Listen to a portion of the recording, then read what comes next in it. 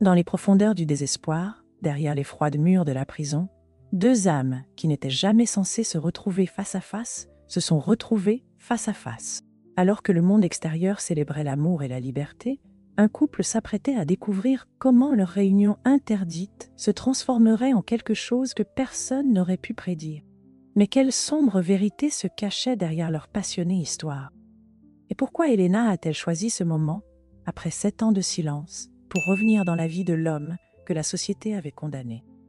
Les lumières fluorescentes éblouissantes de la salle de visitation de la prison projetaient de longues ombres, alors que Jacob était assis, attendant, son cœur tambourinant contre ses côtes. 7 ans d'incarcération lui avaient appris à ne rien espérer, à espérer encore moins, mais aujourd'hui était différent. Lorsque la lourde porte grinça en s'ouvrant, révélant la silhouette familière d'Elena, l'air lui-même semblait crépiter avec une possibilité dangereuse. Elle resta figée dans l'embrasure de la porte, sa tenue professionnelle tranchant avec son uniforme de prison, leurs yeux verrouillés dans un instant qui défiait le temps lui-même. Derrière la vitre d'observation, le jeune garde Marcus observait avec une inquiétude croissante. En 3 ans de travail ici, il n'avait jamais ressenti une tension pareille. Au-dessus d'eux, le regard glacial de la directrice Béatrice se fixa, son clipboard serré entre ses mains, alors qu'elle percevait la menace que représentait cette réunion pour son domaine soigneusement contrôlé. « Je n'aurais jamais pensé te revoir », murmura Jacob. La barbe ébouriffée ne pouvait cacher l'homme qu'Elena avait autrefois connu, celui qui lui avait promis le monde avant que tout ne s'écroule. Elle voulait tendre la main à la table, toucher sa main, mais les yeux vigilants des gardes lui rappelaient le jeu dangereux qu'il jouait. « Moi non plus », répondit Elena, sa voix à peine audible. Mais certaines choses, elle marqua une pause jetant un regard nerveux aux caméras montées dans chaque coin. Certaines choses sont plus fortes que les murs de la prison. Ce qu'il ne savait pas, c'est que cette réunion déclencherait une série d'événements qui mettraient au jour la corruption au plus haut niveau, remettrait en question tout ce qu'ils pensaient savoir sur la loyauté et les obligerait à répondre à une question dévastatrice. Combien étaient-ils prêts à sacrifier pour un amour que la société avait jugé interdit? Restez avec nous tandis que nous découvrons une histoire déchirante de passion, de trahison et du prix ultime de la défiance envers un système déterminé à les séparer. Les mains d'Elena tremblaient, alors qu'elle sortait une enveloppe usée de son sac à main, la glissant soigneusement sur la table. « Quelqu'un a envoyé ça à mon bureau la semaine dernière », chuchota-t-elle, ses yeux ne quittant jamais le visage de Jacob. La couleur s'est évaporée des traits de Jacob, alors qu'il fixait l'enveloppe, son apparence durcie par la prison se fissurant juste un instant. De son poste, Marcus se tortilla mal à l'aise, feignant d'étudier son clipboard, tout en s'efforçant d'entendre leur conversation à voix basse. Il avait lu le dossier de Jacob, 7 ans pour un crime qui avait toujours semblé trop bien ficelé, trop parfaitement rangé. La conscience du jeune garde était en guerre avec son devoir, alors qu'il voyait Elena se pencher plus près, sa voix devenant encore plus basse. « Votre travailleur social m'a contacté », continua Elena, sa façade professionnelle se fissurant légèrement. Sarah, elle a trouvé des incohérences dans l'enquête initiale. Les yeux de Jacob se dirigeaient vers la fenêtre d'observation, où la directrice Béatrice avait disparu de la vue. La mention du nom de Sarah apportait une nouvelle vague de culpabilité. Sa sœur n'avait jamais cessé de se battre pour lui, même quand il avait repoussé tout le monde. Dans son bureau, la directrice Béatrice rejouait les séquences de sécurité de la semaine précédente. Ses ongles manucurés tapotant un rythme irrité sur son bureau. L'image montrait Elena parlant à Luis, le père d'Elena et un garde senior, dans le parking. Leur argumentation animée avait attiré son attention. Les valeurs traditionnelles de lui et son désaccord féroce avec le passé de sa fille, avec Jacob, étaient bien connus dans le personnel de la prison. « Les preuves qui t'ont mis ici », la voix d'Elena se fissura légèrement. « Ce n'était pas ce que nous pensions. Quelqu'un voulait que tu sois derrière ces murs, et je pense que je sais pourquoi. » Elle jeta un coup d'œil à sa montre. 5 minutes restantes dans leur temps de visite alloué. « Mais nous devons être prudents. Les mêmes personnes qui t'ont piégé il y a 7 ans. Elles surveillent toujours. » Les poings de Jacob se serrèrent sous la table. 7 ans de rage contenue et d'injustice menaçaient d'exploser. Mais la présence d'Elena l'ancrant. Il étudia son visage, notant les nouvelles rides d'inquiétude autour de ses yeux, la détermination gravée sur sa mâchoire. Elle avait risqué tout en venant ici, en plongeant dans un passé que des personnes puissantes voulaient enterrer. « Le temps est écoulé », appela Marcus, sa voix trahissant un véritable regret. Alors qu'Elena se levait pour partir, Jacob aperçut quelque chose d'autre tomber de son sac. Un petit article de journal sur la corruption locale dans le système pénitentiaire. Marcus le remarqua également, s'avançant rapidement pour le récupérer avant que les caméras ne captent clairement l'échange. Dans le couloir, lui émergea de l'ombre, son visage marqué par la déception alors qu'il observait sa fille se presser. « Tu joues à un jeu dangereux, Mija !» lui cria-t-il. Elena fit une pause, mais ne se retourna pas, ses épaules se redressant avec détermination. « Parfois la chose la plus dangereuse, » répondit-elle, « c'est de rester silencieuse quand tu connais la vérité. » Dans son bureau, la directrice Béatrice passait un coup de fil, sa voix succincte et professionnelle. Elle est venue le voir. Oui, exactement comme nous l'avions prévu. Non, il n'avait pas assez de temps pour... Attends, elle se figea, remarquant quelque chose sur l'un de ses moniteurs. Marcus, le jeune gardien, mettant soigneusement l'article dans sa poche quand il pensait que personne ne regardait. Nous avons peut-être un problème. Ce soir-là, l'atmosphère dans la prison devint plus lourde, avec des tensions inexprimées. Marcus était assis dans la salle de pause, l'article de journal brûlant dans sa poche alors qu'il faisait mine de se concentrer sur son café.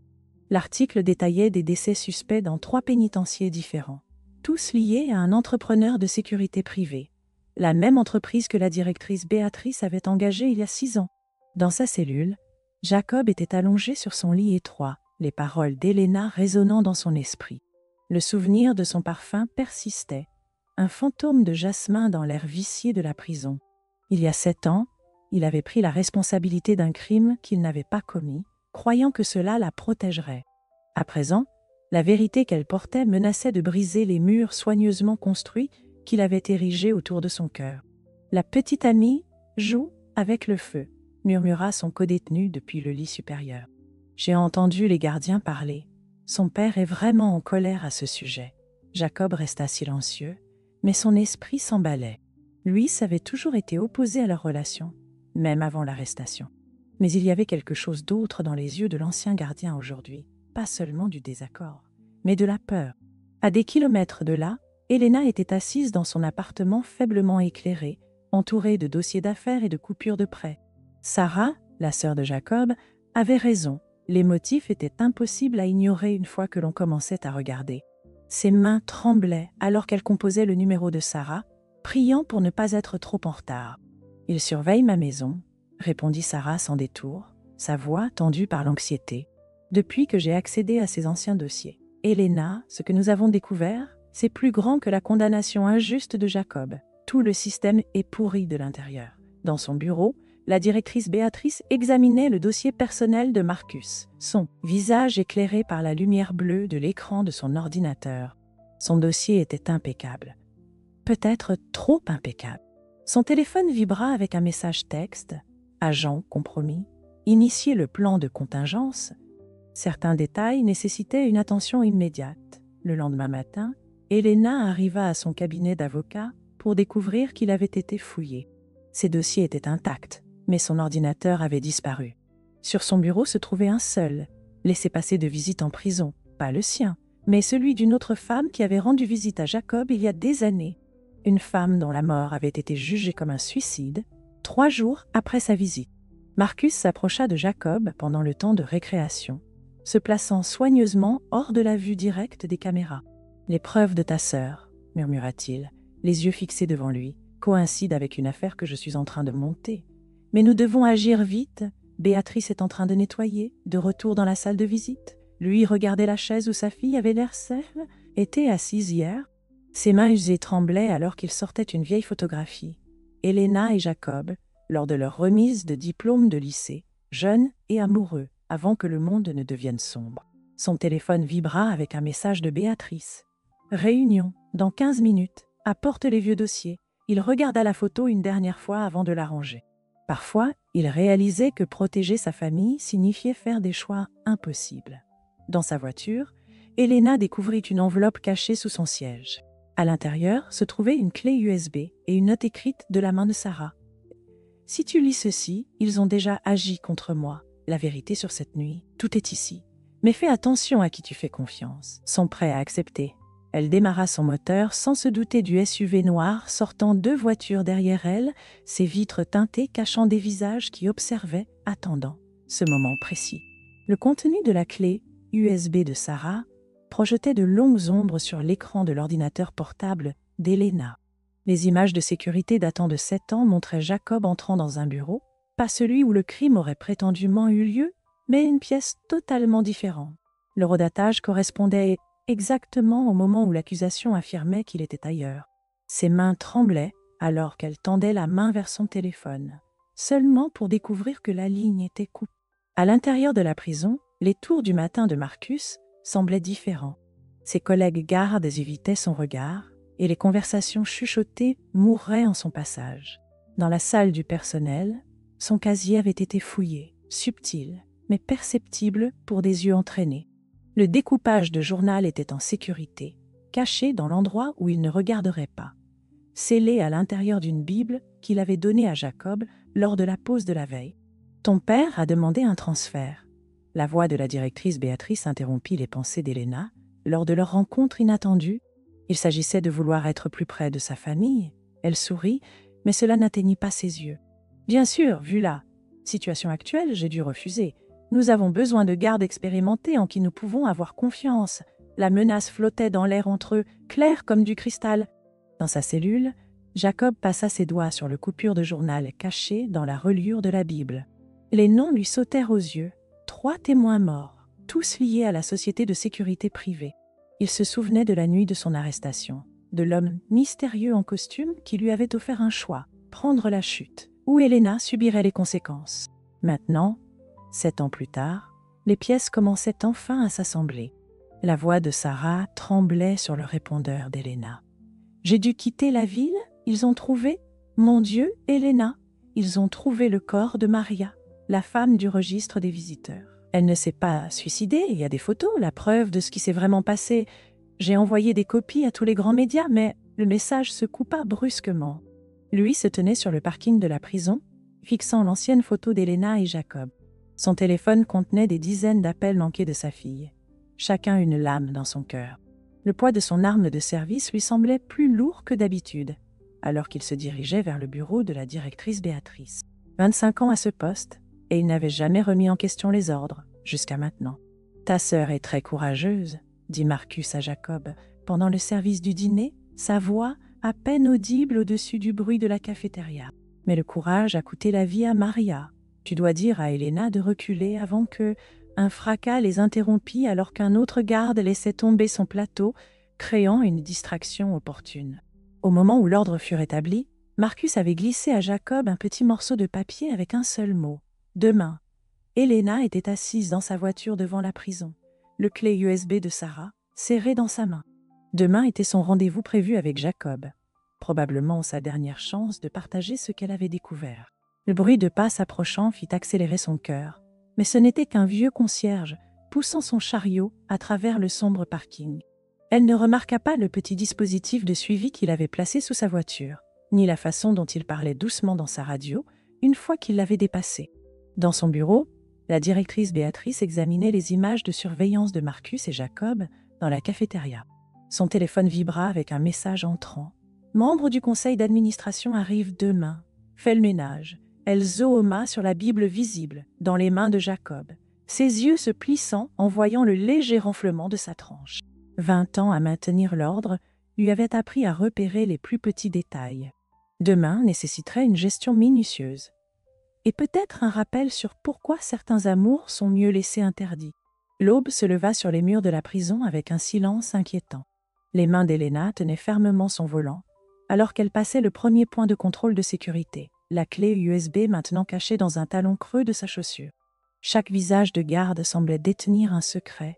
Chaque caméra de sécurité se sentait comme un œil accusateur.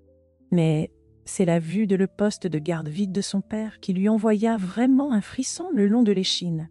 À l'intérieur, Jacob faisait les 100 pas dans sa cellule, la Bible pressée contre sa poitrine. Les rêves de la nuit dernière avaient été remplis de souvenirs. Le rire d'Elena à la remise des diplômes, le robinet qui fuyait de leur premier appartement, la façon dont elle avait pleuré quand il l'avait emmenée. Mais maintenant, un autre souvenir refaisait surface, le mystérieux membre du conseil qui lui avait rendu visite la nuit, avant son arrestation, offrant non pas une menace, mais une promesse. « Parfois, » avait dit l'homme, « L'amour est l'arme la plus mortelle que nous avons.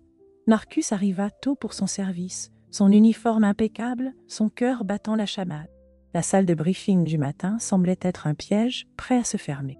La directrice Béatrice se tenait devant, son sourire tranchant, alors qu'elle annonçait l'arrivée de leurs visiteurs distingués. « Le conseil s'intéresse particulièrement à des établissements comme le nôtre, dit-elle, ses yeux trouvant Marcus dans la foule.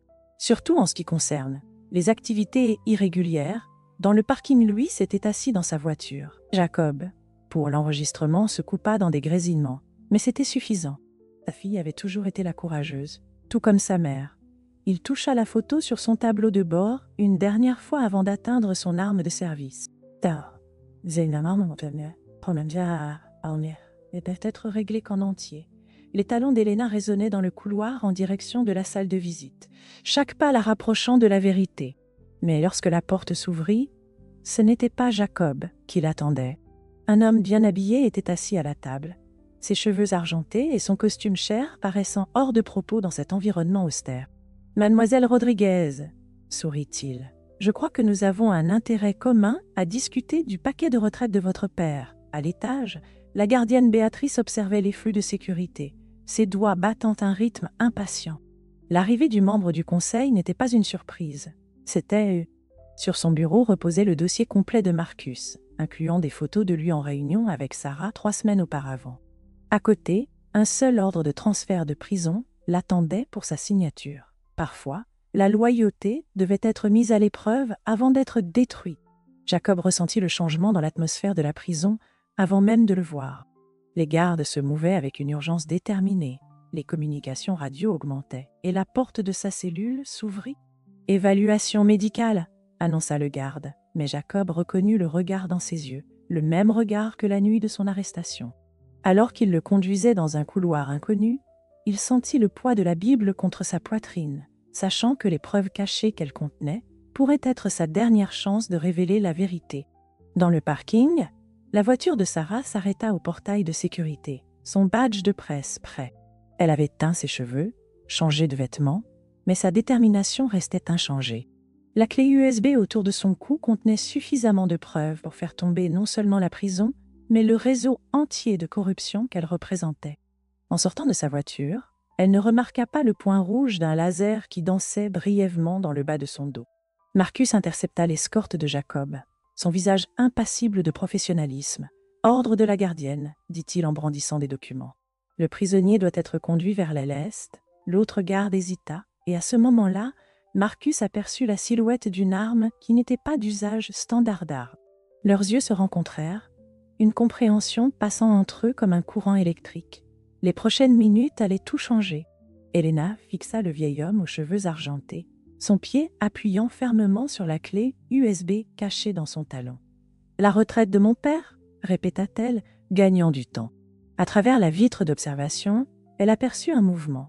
Jacob étant conduit dans un couloir qui ne devrait pas exister, selon les plans de la prison qu'elle avait mémorisés.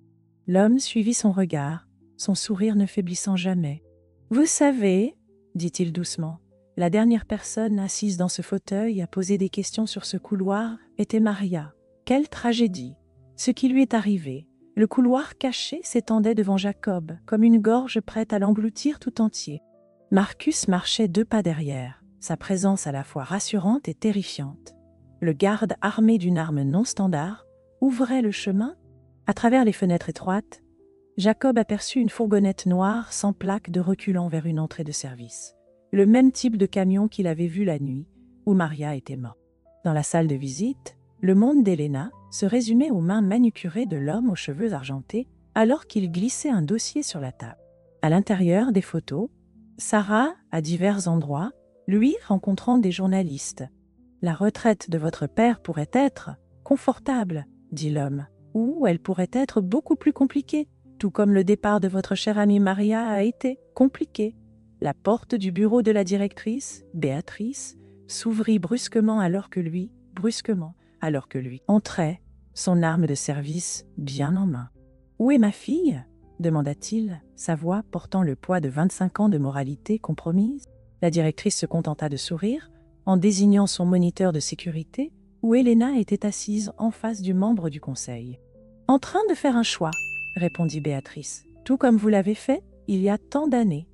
Sarah avait réussi à passer 2 points de contrôle de sécurité avec ses fausses accréditations de presse, mais le troisième garde était différent.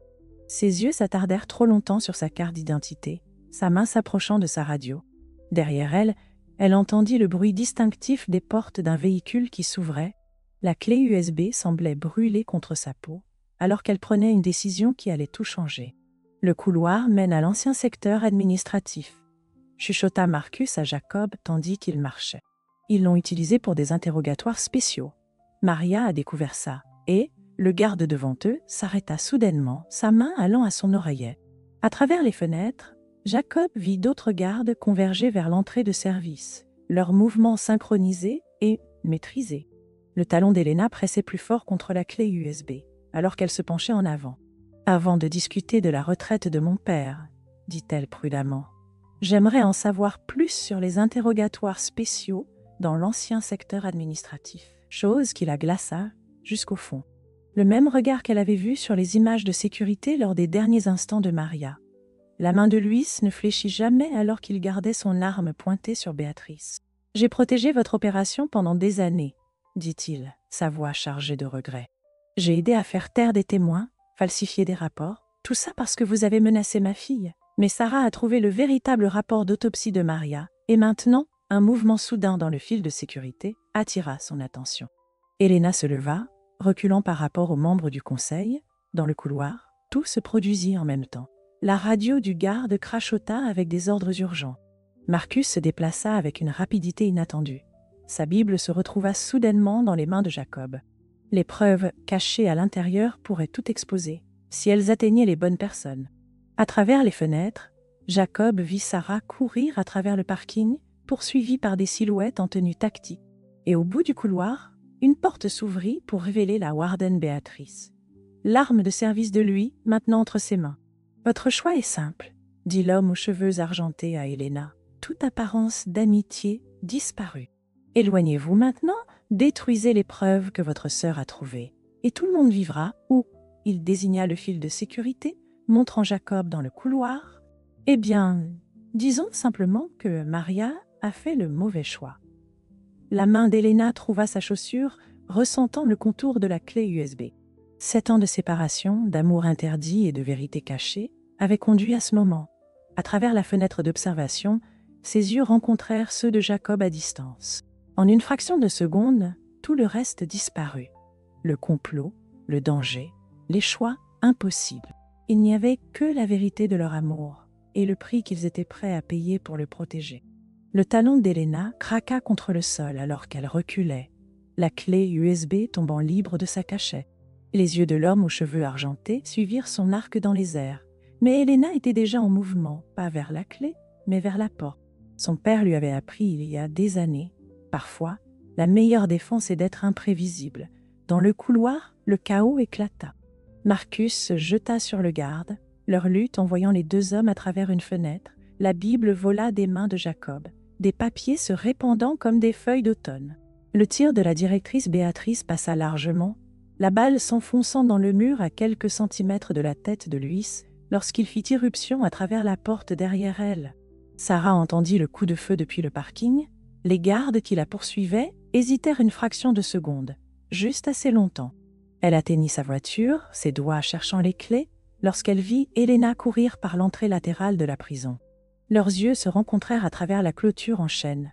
La main de Sarah se dirigea vers la clé USB autour de son cou, comprenant entre sœurs sans mots. « Vous avez perdu le contrôle de votre établissement », dit calmement l'homme aux cheveux argentés au téléphone, alors qu'il regardait Elena disparaître par la porte. Initier le protocole de confinement.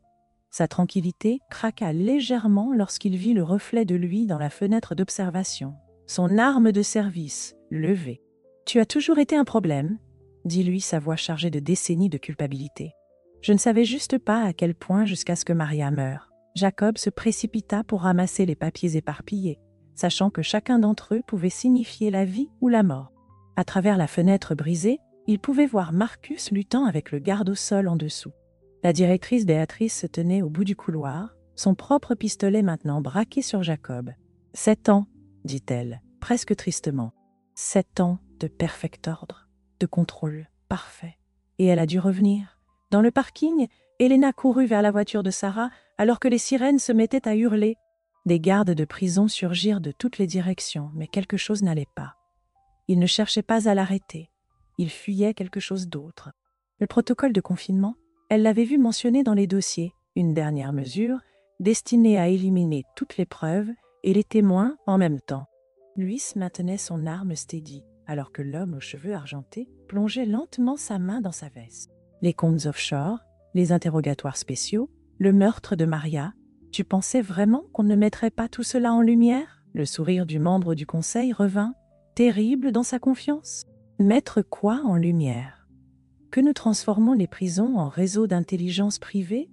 Que nous utilisons les détenus pour rassembler des informations, éliminer menaces? Il hocha la tête vers les images de sécurité. Jacob a toujours été l'actif que nous souhaitions. Elena n'était qu'une motivation. La réalisation frappa Jacob comme un coup physique, alors que les mots de la directrice Béatrice s'enfonçaient en lui.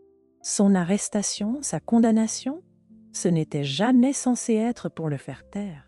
Chaque co-détenu qu'il avait eu pendant 7 ans avait été lié à quelqu'un de puissant, quelqu'un avec des secrets, et il avait écouté, regardé, se souvenant. Il avait transformé en espion malgré lui, et les visites périodiques d'Elena avaient été leur moyen d'assurer sa coopération, même s'il ne l'avait pas su. Le moteur de la voiture de Sarah rugit alors qu'Elena atteignait la clôture. Au-dessus d'eux, les systèmes d'alarme retentissaient et les portes de sécurité commençaient à se fermer automatiquement. À travers le chaos, Elena aperçut Jacob dans la fenêtre du couloir, leurs yeux se rencontrant à distance. À ce moment-là, elle prit sa décision. Ni pour la justice ni pour la vérité, mais pour l'amour, elle tourna le dos à la voiture de Sarah, revenant vers l'entrée de la prison. Derrière elle, Sarah comprit. Elle s'éloigna, la clé USB bien accrochée autour de son cou, portant les preuves qui pourraient tout révéler, tandis qu'Elena retournait dans le danger, vers l'homme qu'elle n'avait jamais cessé d'aimer. La veste de l'homme aux cheveux argentés s'ouvrit enfin, découvrant non pas une arme, mais un petit détonateur à distance. « Le protocole de confinement ne concerne pas seulement le confinement, dit-il à Luis, son pouce planant au-dessus du bouton. Il s'agit de s'assurer que rien ne reste. Pas de preuves, pas de témoins, pas de fils à tirer. » Son sourire s'élargit alors que plusieurs petites explosions commencèrent à ébranler les fondations du bâtiment. « Bienvenue à la retraite, vieille amie. » La première explosion a secoué l'aile du bâtiment, provoquant des tremblements à travers les sols en béton. La fumée a commencé à envahir le corridor, alors que Jacob se jetait sur le directeur Béatrice, le désespoir lui apportant de la force. Ils se sont écrasés ensemble contre le mur, son arme tombant au sol. À travers la brume grandissante, il pouvait voir Elena revenant dans le bâtiment. Son cœur criait à la fois de joie et de terreur. Elle revenait pour lui, mais elle courait tout droit vers la mort. Dans la salle de visite, Luis n'a pas hésité. Sa balle a frappé le détonateur, le faisant tourner des mains du vieil homme aux cheveux argentés.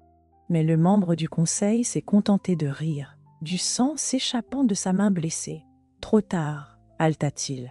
Un interrupteur de mort. L'ensemble de l'installation est déjà programmé pour s'effondrer, à moins que ses yeux brillaient d'un triomphe cruel. À moins que quelqu'un avec les codes d'arrêt ne l'arrête, quelqu'un comme moi. Elena s'est battue à travers des gardes et des détenus paniqués, alors qu'une autre explosion secouait le bâtiment. Les systèmes automatisés de la prison échouaient. Les portes de sécurité claquaient au hasard. Les sprinklers s'activaient par à-coups. À travers le chaos, elle entendit la voix de Marcus. Par ici, il saignait de la lutte à la fenêtre, mais se tenait encore debout, pointant vers un escalier de maintenance. La voiture de Sarah a crié en s'arrêtant devant la station de télévision locale. À l'intérieur, des reporters se sont regroupés autour de son ordinateur portable alors qu'elle branchait la clé USB. Les images du meurtre de Maria défilaient sur l'écran, suivies des dossiers financiers, des courriels, l'ensemble de la conspiration mise à jour. Son téléphone a vibré avec un message d'un numéro inconnu. « Elena est rentrée, dépêche-toi. » Elle regarda les reporters, la détermination durcissant ses traits. « Nous devons passer en direct. » Maintenant, le masque de contrôle de la directrice a finalement craqué alors que Jacob la maintenait contre le mur. « Tu ne comprends pas » cracha-t-elle. C'était plus grand que la prison, plus grand que la justice, Nous construisions un réseau d'informations capable de tout contrôler, chaque secret, chaque scandale, tout cela circulant à travers nos détenus vers les plus offrants. Une autre explosion a secoué le bâtiment, plus près cette fois. Et toi, Jacob, tu étais l'auditeur parfait, si silencieux, si observateur. Tout le monde te faisait confiance. Lui gardait son arme pointée sur l'homme aux cheveux argentés, alors que le bâtiment tremblait autour d'eux. Les codes de contournement, exigea-t-il, maintenant. Le sourire ensanglanté du membre du conseil s'élargit. À une condition, je m'en vais, et tout ça reste enterré. Un morceau de plafond s'effondra derrière eux, soulignant son propos. Ou nous mourrons tous ici, et le retour héroïque de ta fille devient son ultime acte d'amour. Helena et Marcus atteignirent l'escalier de maintenance, juste au moment où l'énergie faiblissait. Des lumières d'urgence projetaient des ombres étranges alors qu'ils montaient. Jacob a tout compris il y a des mois, expliqua Marcus entre deux respirations. Il a commencé à leur fournir de fausses informations à travers leur réseau, mais il avait besoin de preuves de toute l'opération. Ils arrivèrent à une porte en métal lourd. La vraie preuve n'est pas dans le disque de Sarah. Elle est dans cette Bible, chaque nom, chaque secret qu'ils ont collecté. Et comment ils l'ont utilisé? C'est pourquoi ils ont activé le confinement. Ils savent qu'il les a manipulés à travers la fumée et le chaos. Jacob entendit la voix d'Helena appeler son nom. L'espoir et la peur se livraient bataille dans sa poitrine alors qu'il maintenait Béatrice immobilisée. Le rire de la gardienne se transforma en tout alors que la poussière remplissait l'air. « Vas-y » haleta-t-elle. « Sauve ton amour. Mais souviens-toi, nous ne sommes pas la seule installation, pas le seul réseau. Ce système, cette toile de pouvoir et de secret, elle est partout. » Le téléphone de l'homme aux cheveux argentés s'illumina avec des alertes d'actualité. Les preuves des alertes d'actualité. Sarah était en direct. Son calme s'effondra enfin. « Tue-moi ou sauve-les » grogna-t-il à Luis. « Choisis !» Une autre explosion secoua le bâtiment, plus forte que la précédente. À travers la fenêtre d'observation, Louise vit Helena et Marcus émerger de l'escalier, courant vers Jacob. Le visage de sa fille était couvert de suie, mais déterminé. Elle avait choisi l'amour plutôt que la sécurité, la vérité plutôt que le confort. Maintenant, c'était à son tour de choisir. Le bâtiment gémit, les poutres de soutien commençant à céder. Au milieu de tout cela, Helena atteignit enfin Jacob. Leurs yeux se rencontrèrent à travers la fumée, 7 ans de séparation se dissolvant en un instant. Elle saisit sa main, ressentant la force qui n'avait jamais failli, l'amour qui n'était jamais mort. Derrière eux, Louise apparut, traînant l'homme aux cheveux argentés sous la menace de son arme. Les codes de contournement, donne-les à ma fille maintenant. Autour d'eux, les murs commencèrent à fissurer alors que leur temps s'écoulait, et avec lui, leur chance de dévoiler une conspiration qui avait détruit tant de vies, au nom du pouvoir. Le temps sembla se figer dans le couloir enfumé, alors que les doigts du vieil homme, aux cheveux argentés, glissaient sur le téléphone d'Helena, saisissant les codes de contournement. Chaque frappe semblait durer une éternité alors que des morceaux de plafond continuaient de tomber autour d'eux. Jacob tenait Helena près de lui, son cœur battant à tout rompre contre le sien, tous deux sachant que ces moments pourraient être leurs derniers ensemble. À travers le chaos, la gardienne Béatrice observait avec une rage désespérée alors que son empire soigneusement construit s'écroulait, littéralement et figurativement. « C'est fait !» dit le membre du conseil, son habituel aplomb remplacé par une résignation désespérée. Sur l'écran du téléphone, des signaux d'alerte rouge viraient au vert alors que le protocole de confinement commençait à se désactiver, mais il n'était pas encore en sécurité. Les dégâts déjà causés à la structure du bâtiment grognaient de manière omineuse au-dessus d'eux. « Déplacez-vous » Marcus cria, les poussant vers la sortie alors qu'un autre poutre de soutien cédait. Helena trébucha, sa main serrant la Bible contenant les preuves réunies par Jacob. Derrière eux, la gardienne Béatrice fit une dernière tentative désespérée pour la liberté, seulement pour être interceptée par lui. « C'est pour Maria » dit-il, attachant des menottes autour de ses poignets, même si les murs tremblaient. Dehors, les preuves de Sarah se propageaient tel un feu de prairie à travers tous les grands réseaux d'information. Des équipes de télévision entouraient la prison, alors que les détenus et les gardiens évacuaient. La vue du membre du conseil aux cheveux argentés en détention, mené par Luis, provoqua une frénésie de caméras clignotantes et de questions criées. Mais Helena et Jacob remarquèrent à peine, leur monde réduit à l'un à l'autre alors qu'ils émergeaient sous la lumière du soleil. 7 ans, murmura Helena, touchant le visage de Jacob de ses doigts tremblants. 7 ans de secrets et de mensonges, tout pour me protéger. Jacob saisit sa main, la pressant contre son cœur. Et je le ferai encore. Mais cette fois, nous avons exposé la vérité ensemble. Autour d'eux, des véhicules du FBI commençaient à arriver, des agents se déplaçant rapidement pour sécuriser la scène et les prisonniers de haut niveau. Marcus s'approcha d'eux, son uniforme couvert de poussière, mais son sourire sincère. « Les preuves dans cette Bible, dit-il, hochant la tête vers le livre qu'Helena tenait toujours, mises en parallèle avec les fichiers de Sarah, ce n'est pas qu'une question de cette prison, c'est à propos de tout le réseau, politiciens, juges, dirigeants d'entreprises, tous ceux qui ont utilisé ce système pour rassembler et échanger des secrets. » Il s'arrêta alors que la voiture de Sarah s'arrêtait, son visage rayonnant de triomphe. « C'est fini, vraiment fini. » L'homme aux cheveux argentés regardait depuis l'arrière d'une voiture de police, alors que son téléphone s'illuminait de messages de puissants individus, soudain désespérés de se sauver. Mais il était trop tard. La vérité avait été libérée, et comme un feu de forêt, elle ne pouvait être contenue. À travers la fenêtre, il vit Helena et Jacob s'enlacer, leur amour ayant survécu à tout ce qu'il leur avait imposé. Peut-être était-ce sa plus grande erreur de jugement. Croire que le pouvoir pouvait surmonter la force du cœur humain. Lui se tenait avec ses filles, regardant alors que Jacob faisait sa déclaration officielle au FBI. « Je suis désolé, dit-il, sa voix chargée de regrets accumulés au fil des ans. Je pensais vous protéger en jouant leur jeu.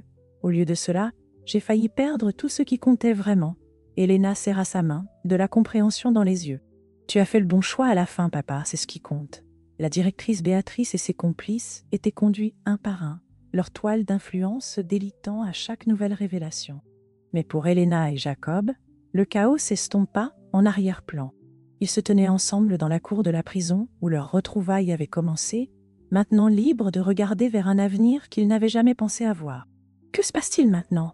demanda Helena, sa tête reposant sur l'épaule de Jacob alors que le soleil commençait à se coucher.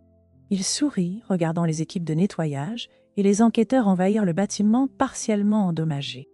Maintenant, nous construisons quelque chose de nouveau, quelque chose de vrai. » Il se tourna vers elle, ses yeux remplis de 7 ans d'amour inexprimé. Plus de sentiments interdits, plus de vérité cachée, juste nous face à ce qui vient, ensemble. 6 mois plus tard, l'ancienne prison se tenait vide, ses sombres secrets enfin exposés à la lumière. Les auditions au Congrès avaient duré des semaines, chaque révélation provoquant des ondes de choc dans les couloirs du pouvoir. 43 hauts fonctionnaires avaient été accusés, 17 prisons privées avaient été fermées, et des milliers de cas étaient sous revue. Mais en ce matin d'automne radieux, Helena ne pensait à rien de tout cela. Elle se tenait devant le miroir de la salle de bain, ajustant son costume une dernière fois. Aujourd'hui, c'était le dernier témoignage de Jacob, la dernière pièce du puzzle pour démanteler le réseau qu'ils avaient aidé à exposer. Ses doigts traçaient la petite cicatrice sur son talon, un rappel de la clé USB qui avait tout changé. Derrière elle, Sarah apparut dans l'embrasure de la porte, brandissant un journal. Le titre disait « Scandale du réseau d'intelligence pénitentiaire ». « Dernier témoignage aujourd'hui, prête pour ça ?» demanda Sarah, mais toutes deux connaissaient la réponse. Les mois passés les avaient transformés. Lui s'était devenu un témoin clé, son témoignage ayant aidé à libérer des dizaines de détenus condamnés à tort. Marcus avait été promu pour diriger une nouvelle initiative de réforme pénitentiaire, ses expériences contribuant à remodeler le système de l'intérieur. Et Helena avait enfin trouvé sa véritable vocation, transformant son cabinet d'avocats en un phare pour la réforme de la justice. Les marches du tribunal étaient encombrées de journalistes lorsque Jacob émergea de la salle des témoins. Son témoignage avait duré des heures, mais sa voix n'avait jamais vacillé alors qu'il détaillait comment il avait rassemblé des preuves, construisant lentement une affaire tout en apparaissant comme leur parfait informateur. L'homme aux cheveux argentés et ses complices regardaient depuis le box des accusés, alors que leur empire de secrets s'effondrait sous le poids de la vérité. Le directeur Béatrice avait déjà plaidé coupable, sa confession ouvrant les vannes d'informations sur des opérations similaires à travers le pays. Mais ces derniers mots à Helena avaient été inattendus. « Je me suis trompée sur une chose. » Helena prit sa main.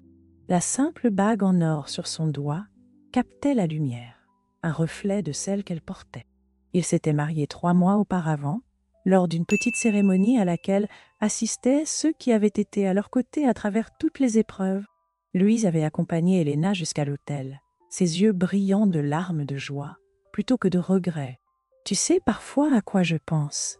dit Jacob en marchant à travers la plaza où des manifestants avaient autrefois réclamé sa liberté. « Ce premier moment où je t'ai revu dans la salle de visite de la prison, même après 7 ans, même à travers tous leurs complots et manipulations, notre amour était toujours plus fort que leur pouvoir. » Helena sourit, se remémorant l'électricité de cette réunion, la peur et l'espoir qui avaient donné naissance à tout ce qui avait suivi. « Ils n'ont jamais compris, » répondit-elle, « que l'amour n'est pas une faiblesse à exploiter. C'est une force capable de déplacer des montagnes ou de faire tomber les murs des prisons. » Derrière eux, Sarah travaillait déjà sur sa prochaine enquête, des réformes pour empêcher de tels abus de se reproduire. Et lui cherchait sa rédemption en aidant les autres à obtenir justice. Mais pour Helena et Jacob, l'avenir s'étendait devant eux comme une route ouverte, plus interdite, plus cachée. Alors qu'ils atteignaient leur voiture, Jacob prit Helena dans ses bras, leurs fronts se touchant dans un moment d'intimité silencieuse. Autour d'eux, le monde continuait de changer. Des politiques étaient réécrites, des systèmes réformés, des vies reconstruites. Mais en cet instant, ils étaient simplement 2 âmes qui avaient défié un empire par amour, qui avaient transformé leur réunion interdite en une force pour la justice. « Prête à rentrer chez toi ?» demanda Helena, sa voix douce de promesse. Jacob sourit. Les dernières ombres de son emprisonnement s'étaient longtemps évanouies de ses yeux. « Maison !» répéta-t-il, le mot portant le poids de tout ce pour quoi ils avaient lutté, tout ce qu'ils avaient gagné. « Avec toi, je suis toujours chez moi. » Leur histoire serait racontée pendant des années à venir, le conte d'un amour interdit qui avait exposé la corruption, de la vérité qui avait triomphé du pouvoir, de cœurs qui avaient refusé d'être emprisonnés. Mais pour Helena et Jacob, la plus grande victoire ne résidait pas dans les scandales qu'ils avaient dévoilés ou dans les systèmes qu'ils avaient changés. C'était dans la simple liberté d'aimer ouvertement, honnêtement, complètement. Au final, cela valait chaque risque, chaque sacrifice, chaque instant de leur parcours extraordinaire. Alors qu'ils s'éloignaient du tribunal, le soleil couchant peignait le ciel de couleurs d'espoir. Leur amour autrefois caché derrière des murs de prison était devenu un phare de lumière, prouvant que même dans les endroits les plus sombres, et cela, peut-être, était la vérité la plus forte de toutes.